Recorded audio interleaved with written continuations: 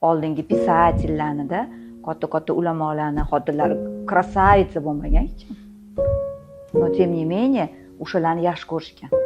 Hozirgi kunda bizani ayollarimiz men xunukman, chiroyli emasman, mamamni qilishim kerak, erim qaramayapti.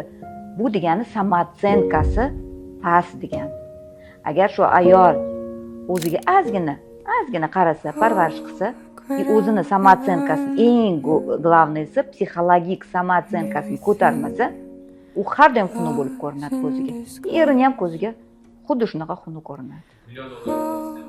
$1 million o'qit qilsa ham, samootsyenkasi past bo'lsa, $1 million o'qit qilsa ham, u o'ziga chiroyli. Birinchi ayol o'ziga chiroyli bo'lishi kerak. O'ziga yoqish kerak. Обязательно красавица bo'lish shart emas. Ozgina o'qit, parvarish, ozodagarchilik, gigiyenaga rioya qil.